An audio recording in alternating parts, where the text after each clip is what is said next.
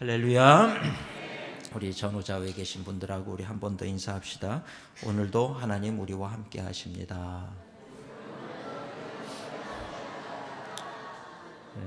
우리 하나님 이 자리에 함께 하시는 줄로 믿습니다. 믿으시죠? 우리 하나님 지금 어디 계세요? 여기 어디 계시겠죠, 그죠? 우리 여러분들 말씀에 집중하고 말씀을 들으실 때 우리 좋으신 하나님께서 여러분들을 만지시고 안수하시고 위로하시는 줄 믿습니다.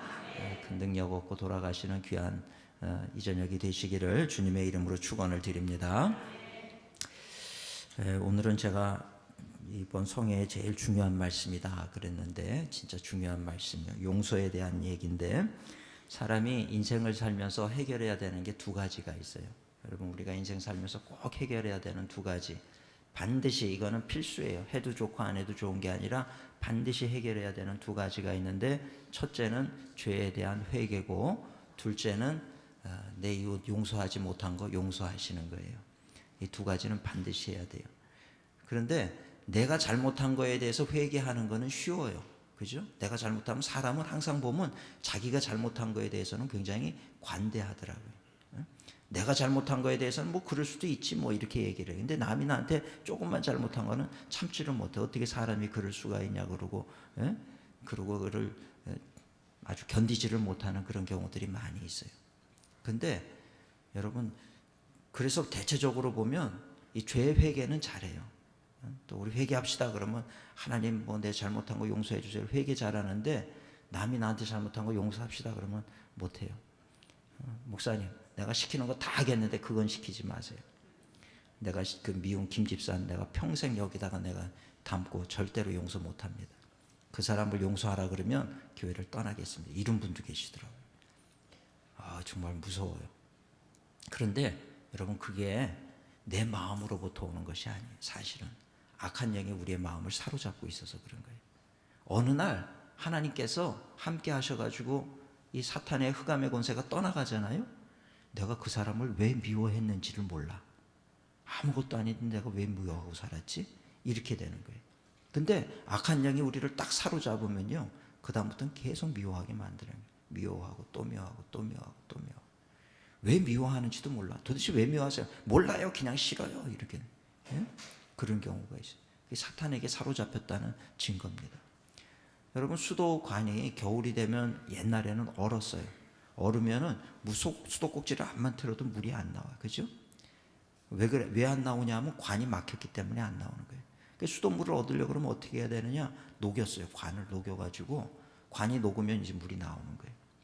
오늘 우리가 제가 이 비유로 말씀을 많이 드리는데, 우리의 믿음이 수도 파이프가, 수도 꼭지가 파이프에 연결이 돼서 그 파이프가 어디로 연결됐냐 하면은 물에 연결이 돼 있잖아요. 물에 연결이 돼 있으니까 엔진과 더불어서 수도 꼭지를 틀면은 물이 올라와 가지고 내가 원하는 곳에 물이 떨어지지 않습니까? 그렇죠? 수도 꼭지만 들고 다니면서 틀면은 물이 나와요, 안 나와요?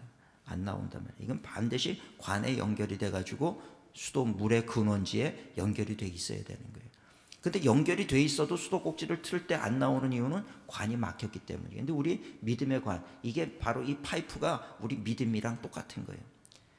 수도 꼭지는 기도고, 기도만 한다고 나오는 게 아니야. 이 기도가 믿음에 연결이 돼 가지고 이 물의 근원에 하나님의 능력에 연결이 돼 있을 때 우리가 믿습니다 그러고 수도 꼭지를 틀 때 물이 나오는 거예요. 그렇죠? 그런데 어떤 분들이 그래요. 목사님, 왜 암만 기도를 해도 응답이 없지요? 이런 분들 계시죠. 여러분, 기도해도 응답 안 되는 분들, 관이 막혀있기 때문에 그래요. 근데 많은 경우에 그 관이 막힌 걸 뭐라고 얘기하냐면 죄라고 얘기를 해요. 그래서 회개해야 응답이 됩니다. 열심히 회개를 했단 말이에요. 열심히 회개를 했는데도 응답이 안 돼. 이건 뭐예요? 하나만 알고 둘을 몰라서 그래. 그 막혀있는 게 죄만 막혀있는 게 아니라 용서하지 못하는 것도 막혀있어요. 그 죄만 뚫는다고 뚫어지는 게 아니에요. 용서가 뚫려야 되는 거예요. 근데 아이고, 그 용서하라 그러면 저 기도 응답 안 받을래. 난 그 사람 끝까지 미워하고 살겠습니다. 용서 안 해도 저는 뭐 응답 안 받아도 좋아요. 내가 용서하라는 거는 내가 절대 용서 못 하겠어요. 이게 어리석은 거예요. 여러분, 여기 십자가가 뭘 의미하는지 아세요? 십자가가? 예? 여러분 여자분들은 우리 여자 성도님들은 십자가 목걸이 많이 하고 다니잖아요. 이 십자가를 볼 때마다 뭘 봐야 되는지 아세요? 용서를 봐야 되는 거예요. 용서. 예수님이 그 십자가에 달려서 죽으셨는데 왜 죽었느냐? 나를 용서하기 위해서 죽으셨단 말이에요. 그러니까 우리 기독교의 핵심은 뭐냐? 용서의 종교라고요. 용서의 종교. 우리가 용서를 못 받으면 우리는 구원받을 사람이 아무도 없는 거예요. 그렇지 않아요? 그런데 내가 용서를 못하겠다 그러면, 나는 하나님 앞에 용서받아서 감사한데 내가 누구를 용서하지 못하겠다 그러면요, 그 사람은 십자가의 도가, 십자가의 구원의 진리가 내 안에 없는 사람이라는 거예요. 그래서요, 용서는 해도 좋고 안 해도 좋은 것이 아니라 반드시 내가 구원받기 위해서, 내가 살기 위해서 용서해야 되는 거예요. 우리 성도님들 용서하시기를 주님의 이름으로 축원을 드립니다. 누구 미워하면 미워하지 말고 용서를 반드시 하셔야 돼요. 이거는 나의 구원과 직결되어 있는 문제예요. 이 내가 용서 못하면 구원 못 받아요. 이런 얘기 처음 들으세요? 내가 용서 못하면 내가 진짜 구원 못 받아요. 왜? 그 사람은 십자가의 진리가 우리 안에 없는 사람이기 때문에 그래요. 십자가의 진리가 내 안에 있는 사람은 내가 하나님으로부터 용서를 받았으니 나도 용서하는 게 옳단 말이에요. 우리 성도님들 오늘 저녁에 이 성전을 떠나기 전에 다 용서하시기를 주님의 이름으로 축원을 드립니다. 오늘 저녁에 제가 우리 권사님들한테 이렇게 식사 대접을 잘 받았어요. 근데 나이가 들면, 연세가 들으시면 여러분 그냥 서로 위해주고 살아야 되잖아요. 그죠? 우리 서로 건강합시다 그러고 서로 아이고 좋은 것 좀 먹으라 그러고 이렇게 친하게 이렇게 그게 좋잖아요. 나이가 들어서까지도 누구를 생각하면 미워 죽겠고 막 이거를 엿게 담아두고 힘도 좋으셔요. 그럴 힘이 남아 있으세요? 그냥 모든 게 다 감사하고, 시간이 얼마나 빨리 지나가, 우리가 얼마나 남았는지 아무도 몰라요. 우리 인생은 태어나는 순간부터 모래시계 아시죠? 모래시계 이렇게 탁 뒤집으면 모래알갱이가 쭉 떨어지는데, 내가 잠들어 있는 순간에도 이 모래알갱이는 쉬지 않고 떨어진단 말이에요. 나한테 이 모래알갱이가 얼마나 남았는지 우리는 몰라요.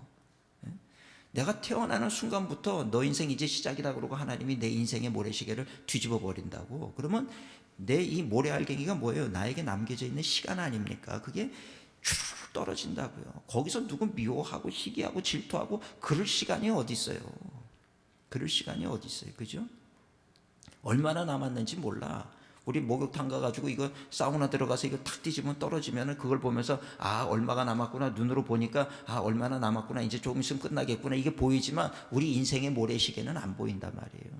그러나 내가 잠들어 있는 순간에, 내가 죄 짓는 순간에, 내가 누구 미워하고 있는 순간에, 내가 누구 욕하고 있는 순간에도 내 인생의 모래시계는 떨어지고 있단 말이에요. 주르륵 떨어져요.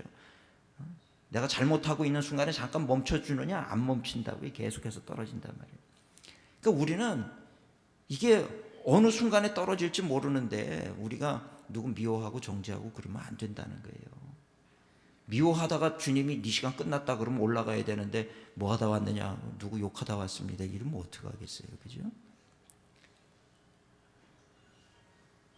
오늘 우리가 이 기독교는 용서의 종교라고 얘기하는 거예요. 용서는 어렵지만 반드시 해야 되는데, 제가 왜 용서를 해야 되느냐, 오늘 이거에 대해서 몇 가지 말씀을 잠시 전하고 함께 은혜를 나누고자 합니다.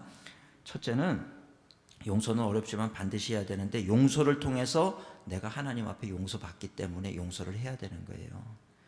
여러분, 우리는 막 그냥 하나님 내가 이것도 잘못했어요, 뭐 인간이 약하니까 어쩔 수 없네요, 용서해 주세요, 용서해 주세요, 그러면서 내가 누구를 용서하지 않으면요, 하나님도 내 죄를 용서하지 않아요. 여러분 그거 아셨습니까? 그래서 용서는요, 내가 하나님 앞에 용서받기 전에 반드시 용서해야 되는 게 용서라고 하는 거예요. 오늘 베드로가 본문에 보면 내가 몇 번 용서하여 주리까? 7번까지 하면 되겠습니까? 그러니까 예수님이 뭐라 그래요? 7번을 70번까지라도 해라. 7번 곱하기 70 하면은 490번이에요. 예수님이 490번만 용서하면 된다는 얘기일까요? 유대에는 7이라고 하는 숫자가 완전 숫자란 말이에요. 7이 완전 숫자예요. 완전 숫자에 완전 수를 곱할지라도 용서를 해라. 완전히 용서하라. 여러분, 만약에 하나님이 우리를 490번만 용서해 준다 그러면 여기 살아남아 있을 사람이 있겠습니까? 없어요. 우리는 하루에도 수백 번, 수천 번 하나님 앞에 용서를 받고 살아가고 있단 말이에요. 그러면서 예수님께서 이 베드로에게 무슨 비유를 드느냐? 그 뒤에 이어지는 비유가 결산할 때 10,000달란트 빚진 자 하나를 데려오매. 그리고 이제 그 종들과 결산하던 어떤 임금의 이야기를 비유로 들고 있단 말이에요. 마태복음 18장 뒷부분에 보면 10,000달란트 빚진 자가 빚을 못 갚으니까 임금이 용서를 해줬다고. 그래 됐다, 너 어차피 못 갚으니까 탕감해줄게, 없던 걸로 하자, 용서를 해줬단 말이에요. 얼마나 신이 나요. 길을 가다가 자기 친구를 만났는데 100데나리온 나한테 빚진 자를 만난 거예요. 그러니까 이 친구가 어떻게 하냐면 10,000달란트 용서를 받았으면서도 100데나리온 빚진 자의 멱살을 잡고 이 녀석아 왜 내 돈 안 갚어, 이렇게 되는 거예요. 그러면서 너를 내가 용서할 수가 없다, 옥에 가둬야 되겠다, 내 빚 안 갚았으니까 옥에 가둔다. 근데 100데나리온이라고 하는 그 액수가 1데나리온이 노동자가 하루 일하면 받는 게 1데나리온이에요. 100데나리온이면은 100일 일한 거야. 그러니까 석 달을 넘게 일한 거예요. 내 석 달 월급 빌려줬는데 안 갚은 거야. 꽤 큰 돈이지요. 화가 날 만도 하지. 그런데 달란트는 어떻게 되는지 아십니까? 10,000달란트를 탕감받았는데 1달란트가 6,000데나리온이에요. 1달란트가 6,000데나리온. 6,000데나리온이라는 얘기는 6,000일을 일을 해야 얻는 돈량이 약 한 19년, 20년을 일을 해야 받는 게 1달란트란 말이에요. 달란트가 굉장히 큰 돈이란 말이에요. 그런데 1달란트가 아니라 몇 달란트를 탕감해 줬어요? 10,000달란트. 이거는 내 자손의 자손이 일을 해도 못 갚는 돈이 10,000달란트란 말이에요. 그거를 탕감을 해줬는데 너는 100데나리온 용서를 못해? 임금이 그래가지고 그 녀석 다시 데려와라. 그래서 옥에 가두면서 뭐라 그럽니까? 마지막 35절에 보면 너희가 각각 마음으로부터 형제를 용서하지 아니하면 나의 하늘 아버지께서도 너희에게 이와 같이 하시리라. 제 얘기가 아니라 성경에 기록되어 있잖아요. 너희가 마음으로 형제를 용서하지 아니하면 나의 하늘 아버지께서도 너희에게 이와 같이 하시리라. 예수님 말씀. 마태복음 5장에도 보면요, 너희가 예물을 드리려고 하다가 형제와 원한 진 일이 생각이 나면 어떻게 하라 그랬어요? 예물을 두고 가서 화해하고 와서 예물을 드리라는 거예요. 우리가 교회에서 수고하고 헌신하고 봉사하고 이것도 하고 저것도 하고 다 해도 용서를 못하면요, 그 모든 수고가 다 허사가 된다는 걸 아셔야 돼요. 오늘 밤에 분명히 기억하시기를 주님의 이름으로 축원을 드립니다. 허사가 돼요. 또 아유 목사님 몰랐어요. 몰랐다고 핑계를 못 대는 게 뭔지 아십니까? 우리 주기도문에 뭐라 그래요? 주기도문 매일 하잖아요. 우리 주기도문으로 예배를 마치겠습니다. 그리고 뭐 주기도문 중간에도 하고, 주기도문 중간에 보세요 뭐라고 나오는지. 우리가 우리에게 죄 지은 자를 사하여 준 것 같이 우리의 죄를 사하여 주옵시고. 무슨 말인지 아시겠어요? 우리가 우리에게 죄 지은 자를 사하여 준 것 같이 하나님도 내 죄를 사하여 주옵소서. 이런 기도를 우리는 매일 우리 입술로 고백을 하고 있는 거예요. 바꿔서 얘기하면 내가 나에게 잘못한 사람 용서하지 않으면 하나님 내 죄도 용서하지 말아주세요. 이 얘기랑 안 다른 얘기라는 거예요. 그래서 여러분이 용서의 문제는 해도 좋고 안 해도 좋은 게 아니에요. 반드시 해결해야 될 문제인 줄로 믿습니다.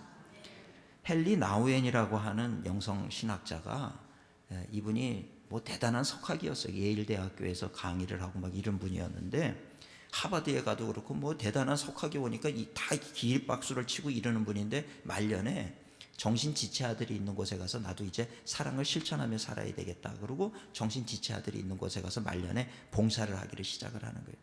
그 아이들에게 강의하고 싶어가지고 아이들을 다 모아놓고 내 강의를 들어라. 그러니까 정신지체아들이 뭘 그 강의를 왜 듣겠어요?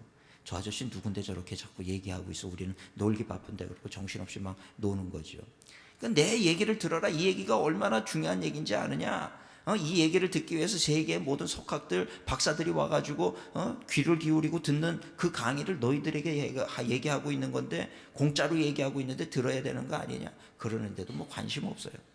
그 얼마나 답답해요. 근데 어느 날 깨닫게 되는 게, 그렇지, 내가 천국 가서도 강의하겠어요? 그죠? 헨리 나우엔이 생각하니까 자기가 천국 가서도 강의하겠습니까? 천국은 그저 이 어린아이들처럼 천진난만하게 뛰어놀고 즐거워하고 이게 천국이다, 이 생각을 한 거예요. 그 다음부터 강의를 안 하고 그들과 같이 뛰어놀면서 이렇게 지나기를 시작을 한 거예요. 근데 이분이 어느 겨울날 슈퍼마켓에 뭐를 좀 사러 가는데 바닥이 미끄러우니까 가지 마라 그러는데도, 아니 내가 조심해서 가면 된다, 슈퍼에 가가지고 뭘 좀 사와야 되니까, 그러고 조심조심해서 내려가다가 슈퍼볼을 들어가려고 그러는데 거기 그만 땅이 얼어 있어가지고 그 얼음을 밟고는 뒤로 넘어지면서 1톤짜리 트럭 뒤 백미러 있죠? 백미러, 이렇게 뒤 보는 백미러. 예? 거기에 머리를 부딪히고서는 이분이 기절을 하는 거예요. 혼수 상태에 빠져버린 거예요. 나이가, 연세가 있으시니까. 그래가지고 이제 주님을 만나러 가는 거예요. 이분이 주님 만나러 가는데 이제 천국으로 들어가려고 그러는데 누군가가 자기의 발목을 붙잡고 있는 거예요. 뭔가 끈이 연결이 되어 있는데 그 끈이 자기로 하여금 천국을 못 들어가도록 붙잡고 있더라는 거예요. 그래서 이게 뭔가 그러고 봤더니 자기가 이 땅에 살면서 사람들하고 인간관계 해결하지 못한 그 끈이 자기의 발목을 붙잡고 있더라는 거예요. 그래서 예수님, 나한테 기회를 다시 주시면 내가 내려가서 이 관계를 다 청산하고 오겠습니다. 내려와가지고 인간관계에 매여 있는 것들 가가지고 다 형제여 미안합니다. 내가 잘못한 거 있으면 용서해라. 그러고 그 관계를 다 풀었다는 얘기예요. 그러면서 기록한 책이 얇은 책인데 거울 너머의 세계라고 하는 책을 썼어요. 난 대단히 철학적인 책인 줄 알았더니 얼음에 미끄러져가지고 넘어지다가 그 트럭 뒤 백미러에 머리 부딪히고 기절을 해가지고 혼수 상태에 빠진 얘기더라고요. 이분이 그 책을 통해서 하는 얘기가 뭐냐 하면 용서라고 하는 게, 인간관계라고 하는 게 너무 중요하다는 거예요. 여러분, 그럴 수밖에 없는 게요, 하나님이 왜 육신을 입고 이 땅에 오셔서 십자가에 왜 죽으셨어요? 나를 구원하기 위해서, 우리 인간을 구원하기 위해서. 여러분, 참 신기한 게 뭐냐면요, 하나님께서 첫째 날부터 일곱째 날까지 다 천지를 창조하시면서 보기에 좋았더라. 둘째 날만 좋았더라가 없어요. 여러분, 그거 아셨어요? 둘째 날만 좋았더라가 없어요. 왜 둘째 날만 좋았더라 안 그러시는지 아세요? 둘째 날까지는 인간이 살 수 있는 환경이 아니었어요. 하나님은 우리 인간이 살 수 있는 환경이 되었을 때 보기에 좋았더라. 하나님 천지를 창조하신 이유는요, 인간을 왜 마지막 날 창조했는지 아십니까? 사람을 위해서 천지를 창조하신 거란 말이에요. 그만큼 사람을 구원하려고 육신을 입고 이 땅에 오셔서 십자가에 죽으신 거고, 하나님의 관심은요 돈에 있는 게 아니야, 또 다른 뭐에 있는 게 아니고 하나님의 관심은 오직 영혼에 있단 말이에요. 사람에게 있단 말이에요. 그러니 하나님은 우리 믿는 우리들이 모든 사람들을 서로 용서하고 화해하고 좋은 인간관계를 맺고, 내가 오해가 되더라도 예수님 본을 보이신 게 뭐예요? 예수님이 잘못해서 채찍에 맞으셨습니까? 아니잖아요. 예수님 채찍에 맞으시고 억울한 죽음을 죽으시면서도 억울하다 그러지 않았어요. 내가 너희 같은 이 죄인들을 위해서 죽는데 너는 지금 나한테 침을 뱉느냐? 안 그러셨단 말이에요. 예수님의 머리에 가시관을 씌우는 사람 보고 내가 너를 살리려고 지금 죽는데 네가 내 머리에 가시관을 씌우냐? 네가 인간이냐? 그러지 않으셨단 말이에요. 왜? 그 영혼도 긍휼히 여기는 하나님의 사랑의 대상이기 때문에. 그래서 하나님은 한 번도 이사야서에 보면 도수장에 끌려가는 어린 양과 털 깎는 자 앞에 어린 양처럼 잠잠했다는 거예요. 억울하다고 얘기하지 않았어요. 그 모든 것들을 다 본인이 짊어지셨다 이 말이에요. 오늘 우리가 그리스도인이라는 이름을 가지고 있다는 건 뭘 의미하는지 아십니까? 나도 예수님 가신 그 길을 따라가겠습니다. 이게 그리스도인이라고 하는 이름이에요. 그게 뭐예요? 예수님께서 십자가의 길을 가면서 우리에게 본을 보여주셨는데 너희도 이 길을 따라오라는 거예요. 세상을 향해서 억울하다고 얘기하지 말라는 거예요. 오해라고 얘기하지 말라는 거예요. 다 짊어지라는 거예요. 그럴 때 우리 주님이 아시는 거예요. 그게 억울해가지고, 그러나 그럼에도 불구하고 내가 저 사람을 살리기 위해서, 하나님 아시죠? 내가 이렇게 오해를 받으면서도 내가 변명하지 않습니다. 내가 그저 저 사람을 살리기 위해서 내가 입을 다물겠습니다. 그리고 눈물을 흘리면요, 그것이 요한계시록의 마지막 장에 있는 우리가 주님을 만날 때 주님께서 우리의 눈에서 눈물을 닦아주시는 거예요. 우리가 누구를 위해서 눈물을 흘려보셨습니까? 교회를 위해서 눈물 흘려보셨습니까? 한 영혼을 살리기 위해서 눈물을 흘려보셨습니까? 우리가 주님 앞에 가면 눈물 닦아주세요. 뭐 흘린 눈물이 있어야 눈물을 닦아주지. 여러분, 교회를 위해서 울면서 기도하는 게 너무 중요한 거예요.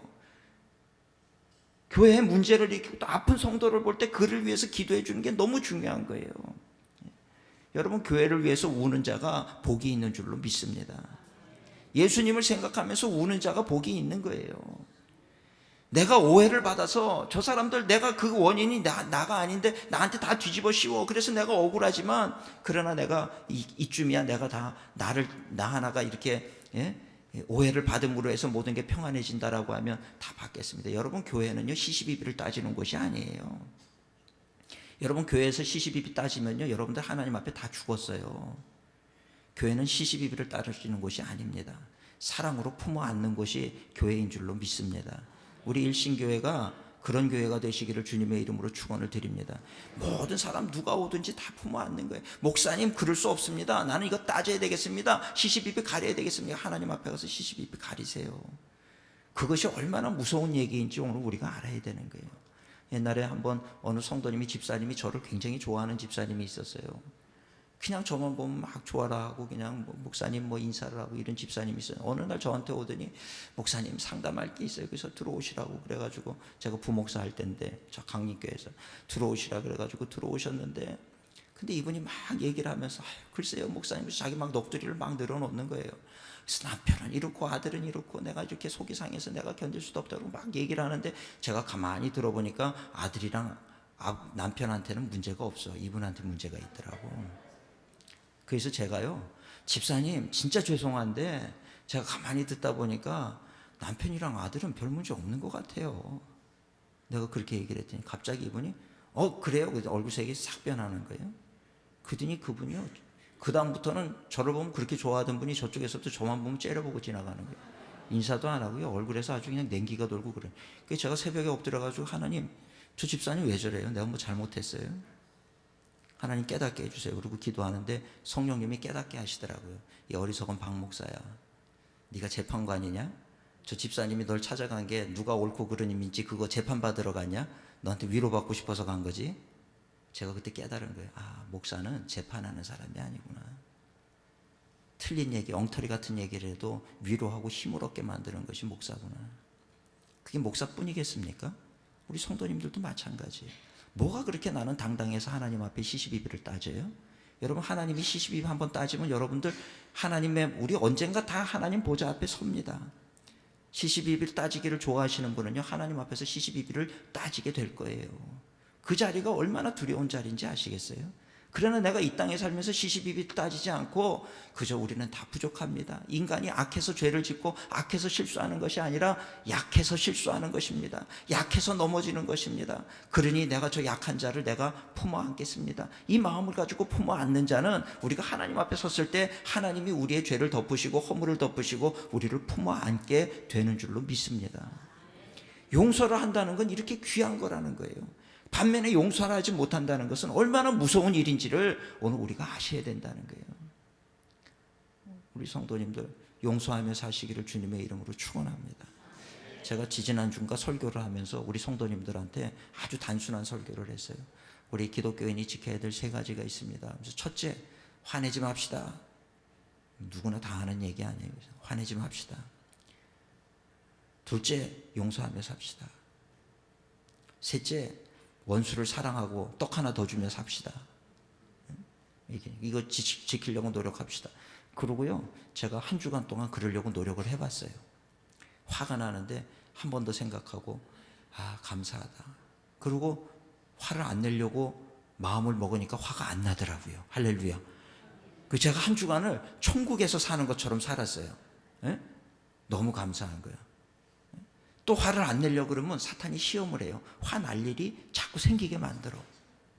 화내지 말아야지. 그런데 뒤에서 차가 빵 그러고 지나가요. 그럴 때 주여 저 사람을 축복합니다. 나 화 안 난다. 네가 암만 그래봐야 나 화 안 난다. 그러고 화를 안 내니까 화가 안 나더라고. 근데 지난 한 주간이요 진짜 천국에서 사는 것 같더라니까요.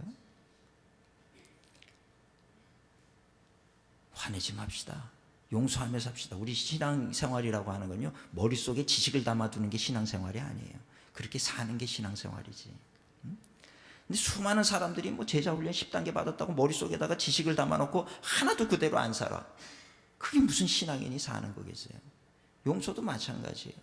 내가 용서 받았으니 용서해야 돼. 나 앞으로 용서할 거예요. 소용없어. 용서해야 돼. 할렐루야. 우리 성도님들 용서하며 사시기를 주님의 이름으로 축원을 드립니다. 한번 생각을 해보세요.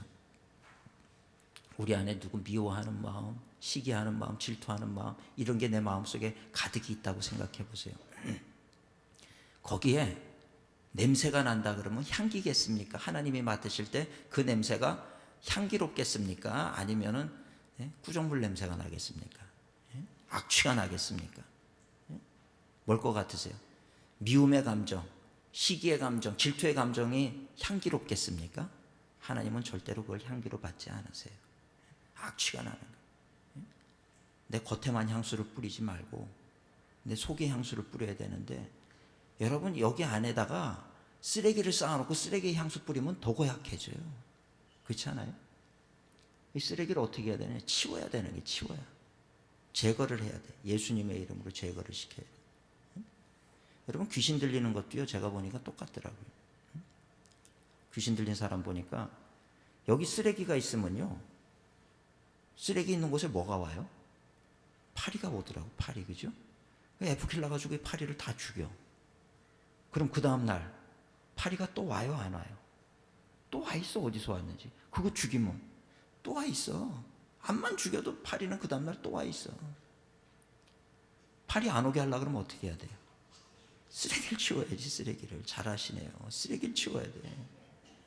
귀신 들린 사람은요, 귀신이 우리가 하나님의 자녀인데 우리 안에 마음대로 못 들어와요. 그래서 우리 안에 들어오기 위해서 귀신이 하는 짓이 뭔지 아십니까? 죄를 쌓아두게 만들어.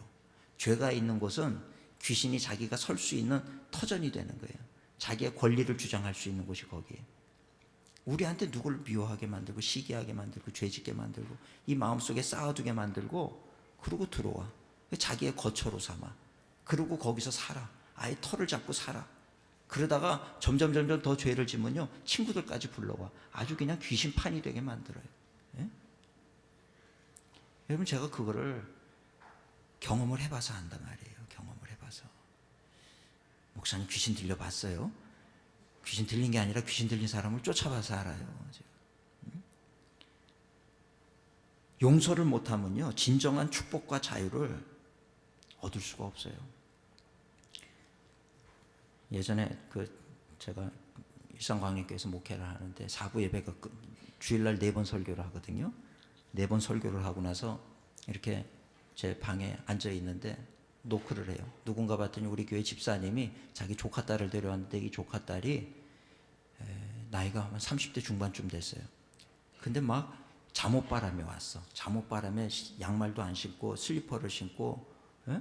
그러고 막 얼굴은요 막 푸르둥둥하게 막 색깔이 그러고 눈은 두려워서 막 왔다 갔다 하고 이러고 있더라고요. 한눈에 봐도 귀신 들린 줄 알겠더라고요.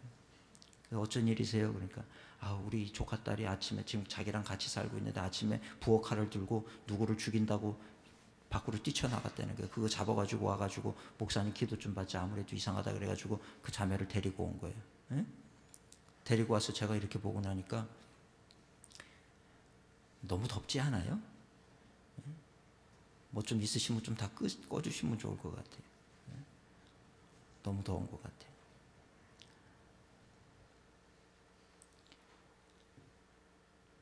그래가지고 이분이 딱 봐도 귀신이 들린 거예요. 그래서 내가 자매님 귀신 들린 것 같은데 아세요? 그랬더니 안 돼. 자기가 귀신 들린 거 안 돼.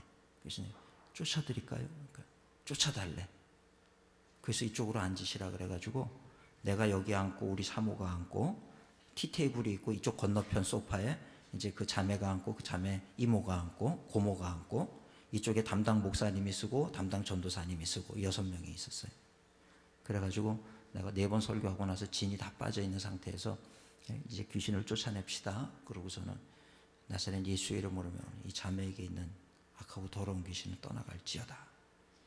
회개 먼저 했어. 하나님 우리 내 기도 따라하라. 그러고 회개 기도를 쭉 시킨 다음에 귀신 쫓읍시다. 그러고 하나님의 자녀인데 하나님의 자녀에게서 떠나갈지어다. 그러니까 웩 일어나가지고 막 헛구역질을 막 하는 거예요. 이 귀신은요 항상 나갈 때 헛구역질하고 토하고 침 뱉고 그러고 나가요. 왜 그러더니 막 토를 막 이제 막 헛구역질하고 침을 줄줄 흘리는 거예요. 또 나사렛 예수의 이름으로 물러가지. 또 일어나서 막 1시간을 해서 1시간을 해도 다 안 나가는 거예요. 얼마나 많은 귀신이 들어와 있는지. 그래서 도대체 얼마나 남은 거야? 힘들어가지고 좀 쉬었다 하자 그랬어 내가. 좀 쉬었다 합시다 그러고. 그리고 물어봤어. 자매님 아직도 많이 남았어? 그러니까 이제 거의 다 나갔대. 거의 다 나갔는데 대장에 몇이 남았다는 게 대장이. 예? 그래서요 제가 저 대장은 왜 안 나가는 거야? 제가 성령을 의지했어요. 성령님 저 대장은 뭔데 안 나가요? 깨닫게 해주시옵소서. 근데 제 마음속에 단어가 떠오르는데 낙태라고 떠오르는 거예요. 그래서 내가 이거는 프라이버시에 관계된 거니까 고모님 나가세요. 전도사님도 나가고 목사님도 나가세요. 나랑 우리 사모랑 이렇게 셋만 남은 거예요. 문을 닫고 물어봤어요. 자매님 솔직하게 얘기하면 좋겠는데 낙태한 적이 있어요? 그러고 물어봤어요. 그랬더니 이 자매가 갑자기 굉장히 놀라면서 말을 못하고 있는 거예요. 가만히 기다렸더니 실토를 하면서 자기가 4번 낙태를 했대. 4번을. 어쩌다 그랬느냐 그랬더니 처음 결혼할 남자를 만났는데 임신을 하게 됐어. 근데 남자가 배신을 하고 도망을 쳤어. 그래서 낙태를 하고, 2번째를 만났는데 2번째도 똑같아. 또 낙태를 해요. 3번째도 또 낙태를 하고, 4번째도 낙태를 하고. 그래서 내가 낙태는 살인죄예요. 그거 반드시 회개해야 됩니다. 뱃속에서 주거나 배 밖에서 주거나 뭐가 달라? 똑같지. 예? 뱃속에도 눈, 코, 입, 귀 다 있는데. 예? 그래서 회개하자 그러고 그 죄를 회개해서 하나님 모르고 그랬는데 그 낙태한 죄를 주님 용서해 주시옵소서. 그리고 이제 기도를 했어요. 이 더러운 낙태의 영들. 그래서 이 자매를 죽이고 멸망시키려고 했던 악한 영은 떠나갈지어다 명령을 했어요. 그땐 그 즉시로 떠나가 버렸어요. 나갔어요 그러더라고요. 그럼 다 나갔어? 그러니까 진짜 대장이 하나 남았대. 진짜 대장만 하나 남았다는 거예요. 그래서 제가 또 잠깐 기도했어요. 그래? 그러고 또 내 자리에 앉아가지고 하나님 저 진짜 대장은 저건 뭐예요? 정체가 뭐예요? 드러나게 해주세요. 그랬더니 제 마음속에 딱 2 단어가 떠오르는데 용서라고 하는 단어가 떠올라. 그래서 내가 그때 깨달았어.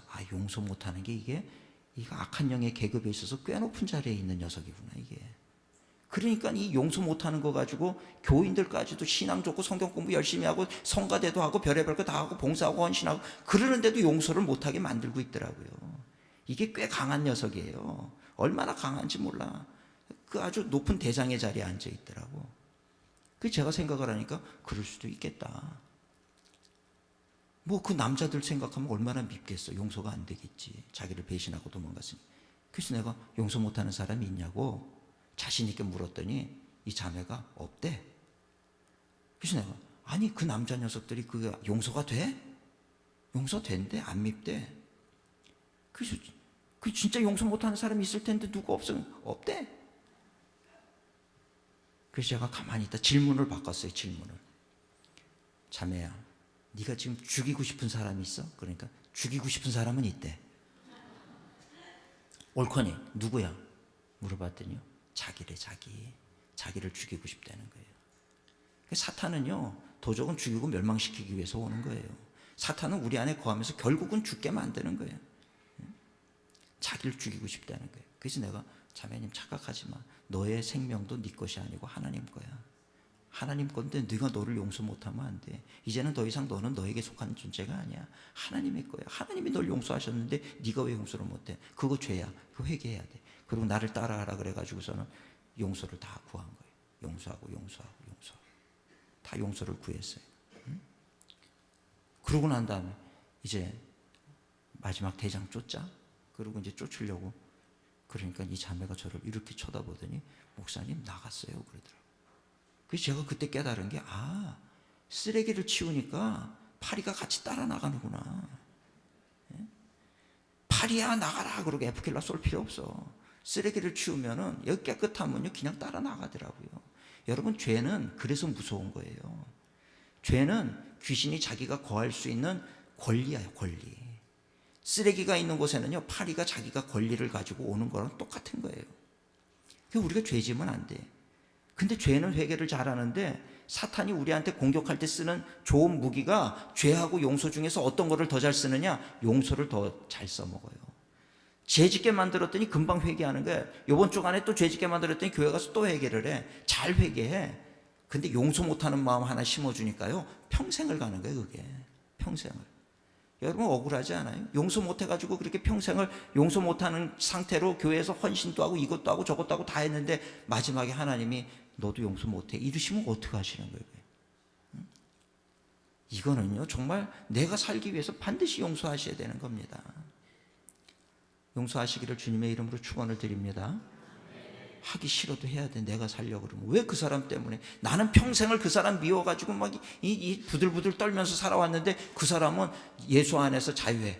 그리고 아주 예배도 잘 드리고 누구 미워하는 사람도 없고 다 자기는 용서하고 관계 다 풀고 그러고 있는데 나 혼자서 아우 나 저 사람 미워 죽겠어 그러고 있으면 누구 손해예요? 누구 손해? 나만 손해지. 저쪽은 자유하고 있는데 나도 용서해서 자유해져야죠. 여러분 아프리카에 가면 원숭이 사냥법이 있어요. 원숭이 어떻게 잡는지 아세요?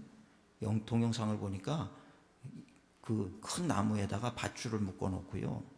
밧줄을 묶어 놓고 밧줄 끝에다가 호리병을 이렇게 달아놔요. 호리병을.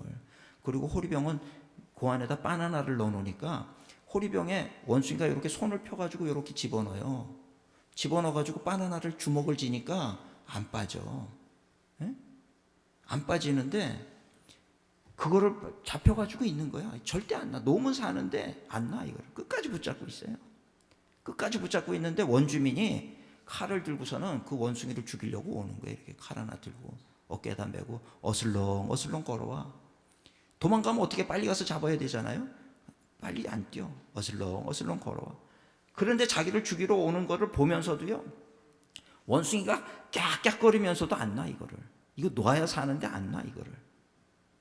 그러다가 결국은 천천히 와가지고 그 원숭이를 딱 잡아가지고요 끌고 가.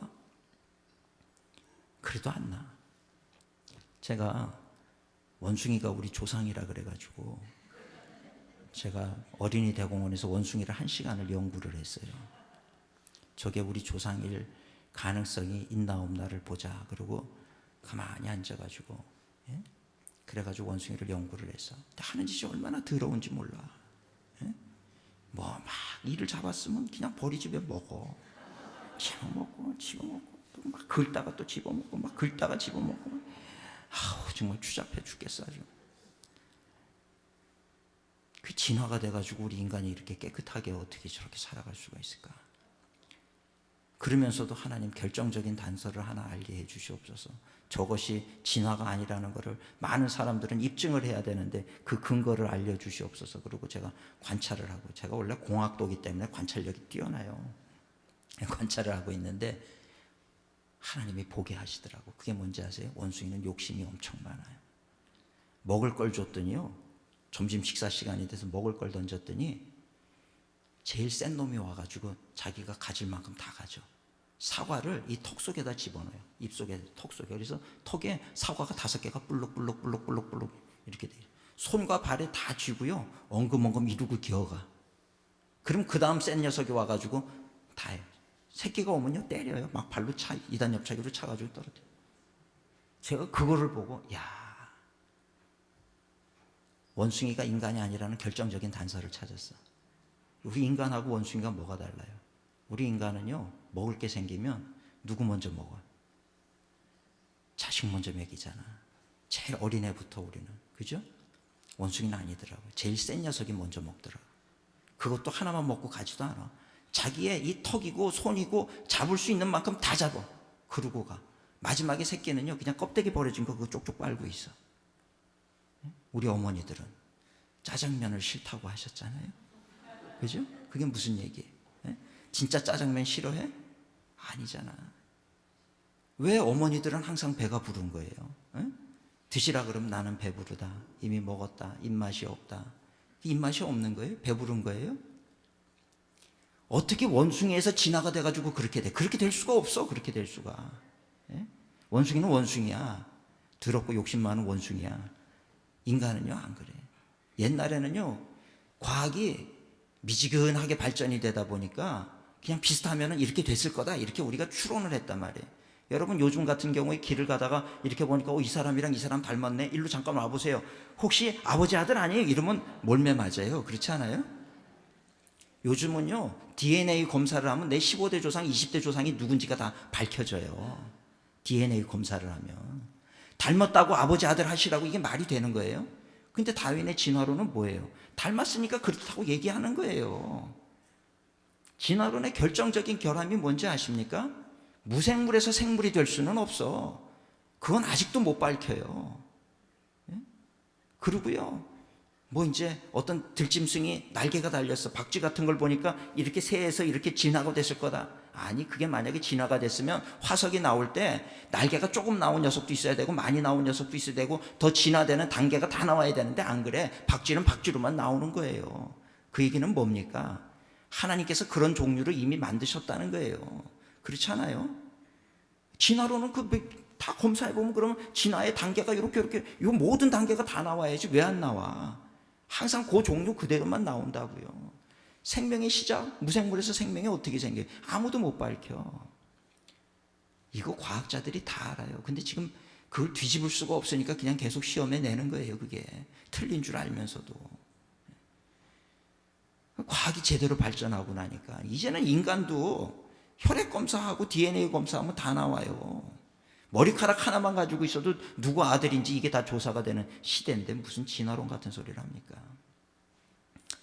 설교가 옆으로 갔는데 원숭이 얘기하다가 원숭이가 욕심이 많단 말이에요.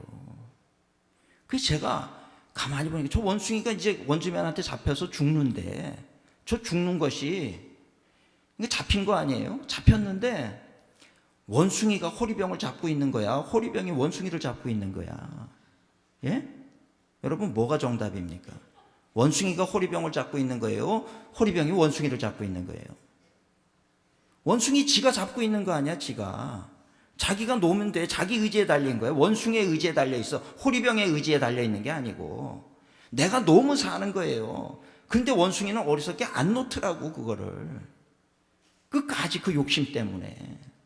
죽는 줄 알면서도 안 나. 여러분, 용서하지 못하는 성도가 원숭이 같은 거예요.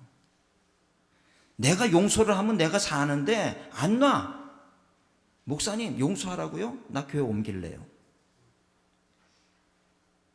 교회 옮기는 건 괜찮은데 그게 말이 되냐고. 예? 그 사람 미워서 그 사람 천국 가면 천국도 안 갈 거야? 예? 어떻게 하실 거예요? 천국 왔는데 이 사람이 있어? 아이고 잘못 왔다 그러고 내려갈 거예요? 저 인간이랑은 내가 천국이 있느니 내가 지옥으로 간다 그러겠어요? 어떻게 하시려고 그래요?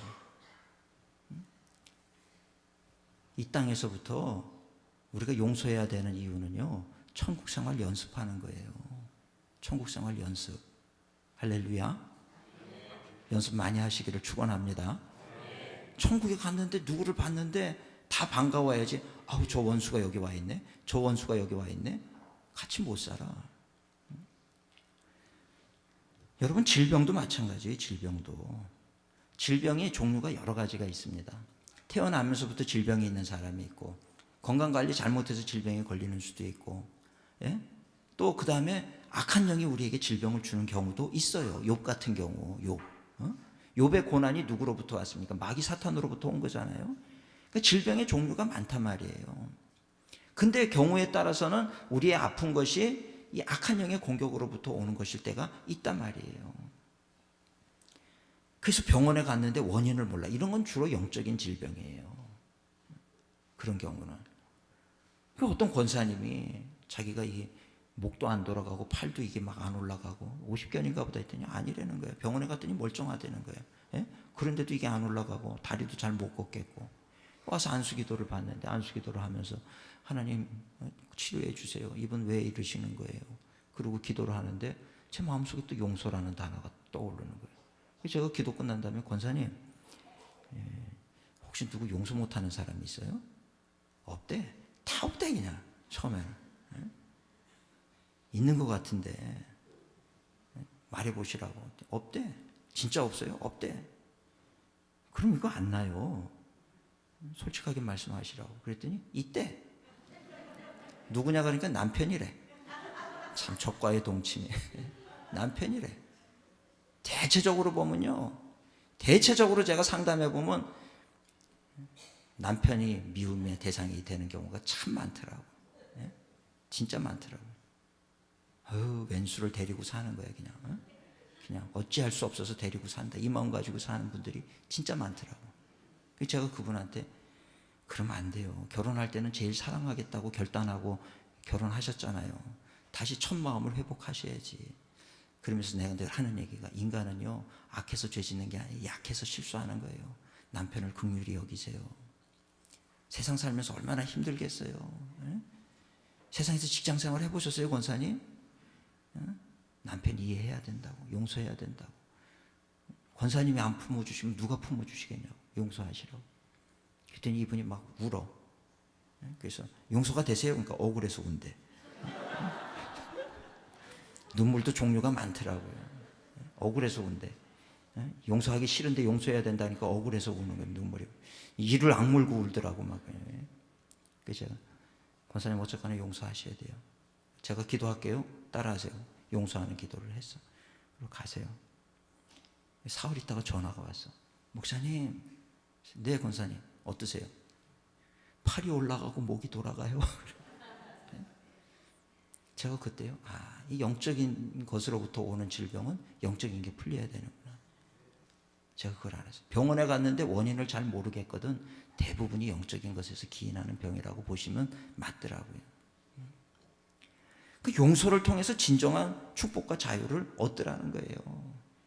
용서할 때 하나님이 제일 기뻐하세요. 여러분, 예물을 드리는 것보다 더 기뻐하는 게 용서하는 거예요. 내가 봉사하는 것보다 더 기뻐하는 게 용서하는 거고요. 내가 성가대 서는 것보다 더 기뻐하는 게 용서하는 거예요. 왜? 용서를 하는 걸 통해서 비로소 하나님이 네가 진짜 그리스도인이로구나, 그거를 인정하는 순간이라고요. 나의 그리스도인됨을 하나님 앞에 인정받는 순간이 언제인지 아세요? 봉사하고 이런 거 할 때가 아니야. 내가 누구를 진심으로, 예수님이 나를 용서하듯이 용서할 때 하나님의 마음이 기쁜 거예요. 네가 진짜 그리스도인이로구나. 용서하지 못한다는 얘기는요, 내가 아직 그리스도 안에서 진정한 그리스도인이 못 되었다라고 하는 증거입니다. 용서는요 너무 중요하고 반드시 해야 되는 거예요. 목사님 다음 주에 할게요. 절대 그러지 마. 오늘 하세요. 오늘. 할렐루야.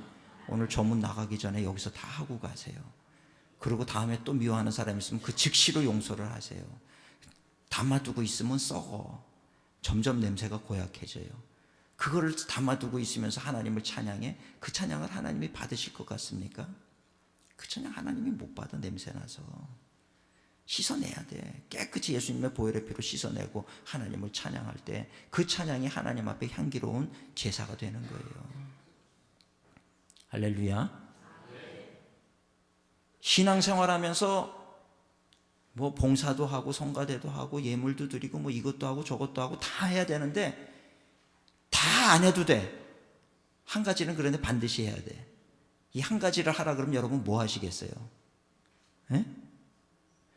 교회 신앙생활하는 많은 것 중에 한 가지만 하라 그러면 용서하셔야 돼요.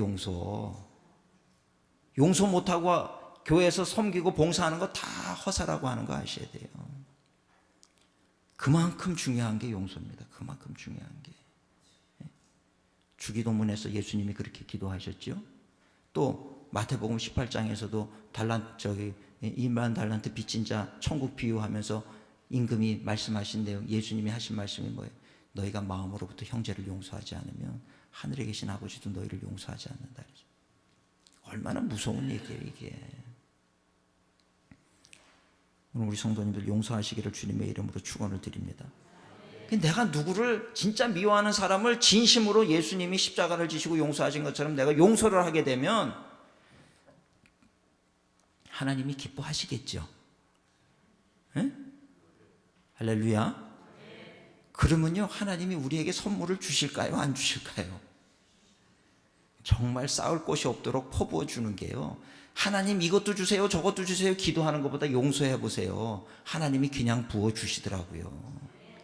그냥 부어주세요. 축복의 비결도 용서에 있어요. 용서에.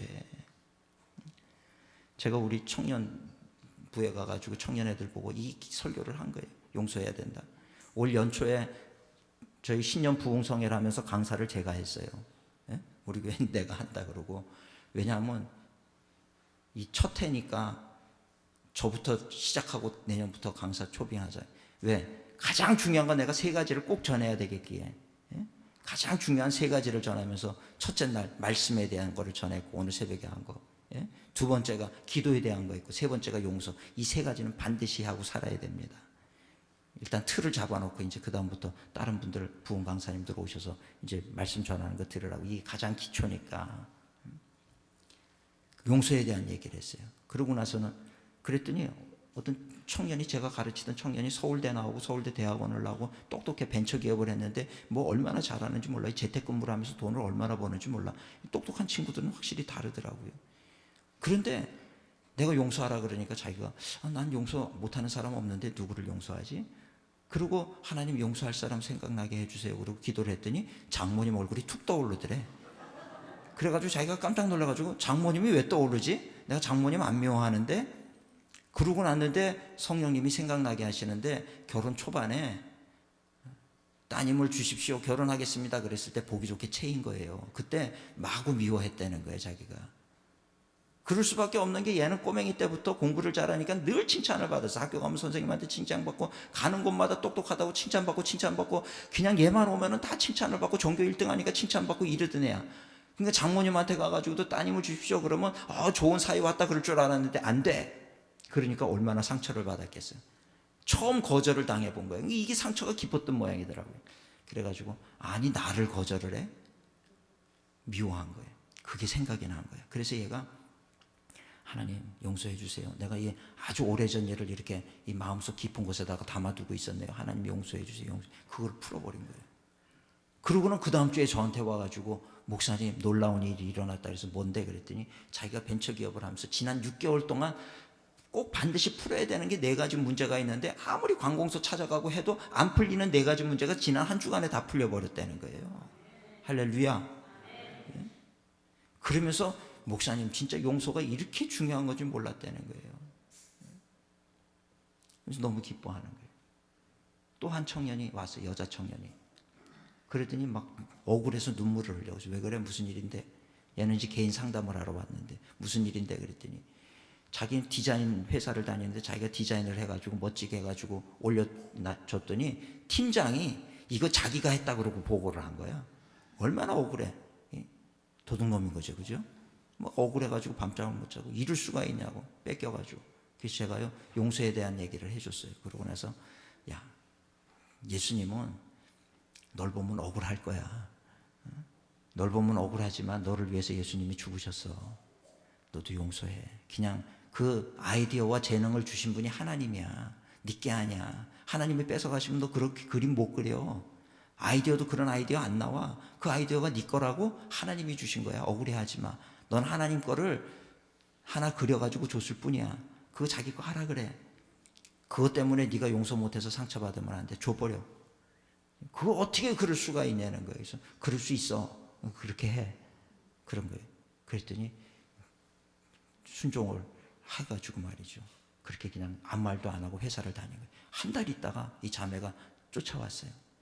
그러면서 목사님 놀라운 일이 일어났다는 거예요. 무슨 일인데? 그게 자기 거라는 거 자기는 정말 한마디도 안 했는데 다 알아버렸대. 자기는 진짜 얘기를 안 했다는 거야. 근데 그게 다 알아버렸다는 거예요, 사람들이. 그러면서 너 어쩜 이럴 수가 있냐. 그러면서 어쩌면 그런데도 말 한마디 안 하고 그럴 수가 있냐. 그러면서 얘가 갑자기 그 회사에서 존귀 여김 받기를 시작하면서 바로 그냥 팀장으로 진급이 돼가지고요.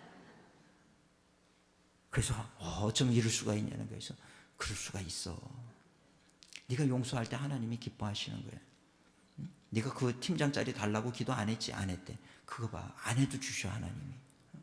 우리 성도님들 진짜 축복받고 싶으면요 금식하면서 하나님 주시옵소서 그러지 마요. 그냥 용서하면 줘요. 응? 우리가 마음으로 그 사람을 용서하면요 하나님께서 정말 복의 복을 쌓을 곳이 없도록 예상하지 못한 축복을 더해 주시는 우리 하나님이신 줄로 믿습니다. 우리가 신앙생활하는데 가장 기뻐하는 것이 2가지가 있는데 하나님이 가장 기뻐하는 2가지가 있는데 첫째는 용서고요 둘째는 전도예요. 여러분 내일 저녁에 제가 칭찬받는 삶에 대해서 얘기할 거예요. 마지막으로. 여러분 우리가 신앙생활하면서 죄도 안 져. 아무것도 안 해. 아무것도 안 하고 죄도 안 짓고 살면 우리가 하나님 앞에 가서 칭찬을 받을 수 있을까요? 없을까요? 죄는 안 짓고 살았는지 모르지만 하나님 앞에 칭찬받을 게 없어요. 때로는 내가 실수하더라도 하나님의 영광을 위해서 뭔가를 하는 게 중요한데 그 뭔가를 할 때 제일 하나님이 기뻐하시는 것은 영혼 구원하고 전도하는 거예요. 내일 제가 이 전도에 대한 얘기를 할 거예요. 칭찬받고 싶으면 내일 저녁에 와서 말씀을 잘 들으시기를 주님의 이름으로 축원을 드립니다. 오늘은 용서에 대한 거 이건 너무 중요해. 그 뭐 칭찬 얘기는 내일 얘기고 용서 못하면 칭찬이 아니라 저 지옥으로 떨어져요. 이거는 내가 살기 위해서 반드시 해야 되는 거고 내일은 칭찬받기 위해서 해야 되는 거고 보너스 축복도 하나님이 주시는 줄로 믿습니다. 그리고 우리가 용서할 때 또 한 가지는 뭐냐면 능력의 찬양을 부를 수가 있는 거예요. 능력의 찬양은요, 용서에서부터 비롯되는 거예요. 우리가 찬송가를 부를 때 용서에 대한 감격이 없이 찬송을 부르는 건 가짜예요. 그건 세상 노래랑 별로 다르지 않아요. 근데 내가 용서받은 게 너무 귀하고 감사해서 그거를 하나님 앞에 올려드릴 때는요, 그 찬양은 그냥 찬양이 아니라 어둠의 세력이 박살이 나는 찬양이 되는 거예요. 그게 그런 찬양을 부를 수 있기를 주님의 이름으로 축원을 드립니다. 왜 수많은 사람이 찬양을 해도 아무 일도 일어나지 않는데 다윗이 찬양을 하면 사울에게 붙은 악신이 떠나갔던 이유가 뭐겠습니까? 다윗은 아무도 미워하지 않았어요. 하나님을 찬양하는 그 10년 가운데 미워하는 사람이 없었어요. 자기를 죽이려고 그러는 사울 왕조차도 미워하지 않았어요. 옷자락을 살짝 베는 것도 너무나도 죄스러워했어요. 누구를 미워하지 않았던 사람이에요. 모든 사람을 용서했던 사람인데 그 다윗이 그런 마음으로 하나님을 찬양하게 될 때 악한 영이 견디지 못하고 떠나가는 거예요. 찬양은요, 능력이 있어야 돼요. 근데 그 찬양, 능력 있는 찬양이 되려고 그러면 다른 조건이 아니야. 목소리 좋아야 되는 거 아니에요. 많이 불러본 사람이어야 되는 거 아니야. 연습 많이 해야 되는 거 아니에요. 능력의 찬양은 어디서부터 오느냐? 용서의 감격이 있는 사람에게서 주어지는 찬양입니다. 바피츠라고 하는 유명한 찬양 CCM 가수가 있어요. 이분이 한국에 찬양 사역을 하러 왔어요. 요 예언만 하고 제가 마칠게요. 이분이 왔는데 그런 간증을 하더라고. 자기가 작곡을 하는 방에 있는데 거기 깨질 게 많기 때문에 아들이 6살짜리인데 아들이 얼마나 개구장인지 그냥 막 동네방네를 막 뛰어다니면서 그러니까 얘 내 방에 들어오면 이거 깰 게 많겠다 싶어가지고 아빠 방에 절대 들어오지 마 그런 거예요. 그런데 아들은요, 하지 마 그러면 해요. 그게 아들이에요. 그렇잖아요? 하지 마 그럴 때 아들은 이 귀로 들으면서 하라로 들어요. 꼭 하라는 얘기로 들어요. 해 그러면요, 안 해. 하지 마로 들어요. 이게 아들이거든요. 들어오지 마 그러니까 호시탐탐 노리다가 아버지가 없을 때 들어와서 뛰다가 결국은 깬 거야. 아버지가 화가 났어. 너 이 녀석 일로 와. 그러니까 이제 아버지한테 혼날 생각을 해가지고 이렇게 어깨를 움츠리고 와가지고 부들부들 떨면서 이게 아버지한테 이제 죽었다 생각을 하고 막 두려움에 말이죠. 막 눈물이 막 벌써 막 그렁그렁거리고 쏟아질 듯이 야단을 치려고 그러는데 그 바피츠한테 성령님이 그러시더라는 거예요. 너 나한테 잘못한 거 많았다. 난 너 다 용서했다. 그 말씀을 듣고 나니까 아이를 야단칠 수가 없더라는 거예요. 그래서 야단을 치려고 불렀다가 아들아, 내가 너 야단을 치려고 그랬는데 아빠도 가만히 생각을 해보니까 하나님 앞에 잘못한 게 너무 많아. 근데 하나님이 다 용서해 주셨어. 그래서 나도 너를 이번에는 용서하려고 그래. 그러니까 아이가 놀란 거예요. 진짠가 가짠가 눈을 고개를 살짝 들어서 쳐다보면 아빠가 용서했어. 다음부터 그러지 마. 나가. 가만히 서 있어. 나가라고. 진짜 용서했어. 그러니까 이제 뒷걸음질로 살살 뒷걸음질 치러 나가다가 문 밖으로 이렇게 나가면서 그냥 계단을 뛰쳐내려가면서 노래를 부르기를 시작을 하는데 엄마, 아빠가 날 용서했어. 네, 아빠가 날 용서했어. 아빠가 날 용서했어. 그래서 이리 춤추고 저리 춤추고 그냥 이리 뛰고 저리 뛰고 하면서 아빠가 나를 용서했네. 아빠가 나를 용서했네. 애들 말도 안 되는 노래 있잖아요. 그죠? 곡조도 없고 막 아빠가 날 용서했네 막 덩실덩실 춤을 추면서 아빠가 날 용서했네 그래. 이 찬양 사역자가 들을 때 무슨 노래가 저렇게 엉터리 같은 노래가 다 있어. 근데 그때 성령님이 그 바피치 심령에 그러더라는 거예요. 저게 진짜 찬양이다 그러더라는 거예요. 저게 진짜 찬양이다. 그래서 찬양 세미나 한국에 와가지고 이걸 간증을 하더라고. 제가 거기에 얼마나 은혜를 받았는지 몰라요. 저게 진짜 찬양이다. 뭔 얘기예요? 곡조도 틀리고 다 엉망진창인데 저게 진짜 찬양이래. 왜? 거기에는 용서의 감격이 있기 때문에. 용서받은 감격이 있기 때문에. 여러분, 우리가 그런 찬양을 부를 때요.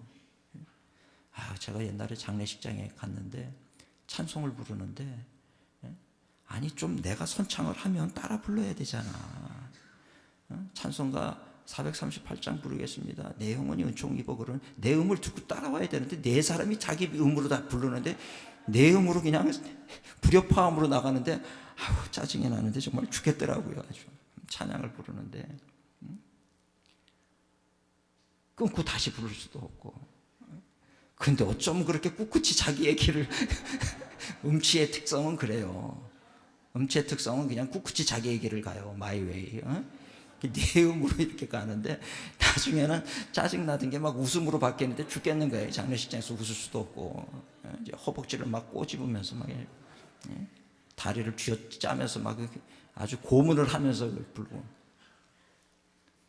참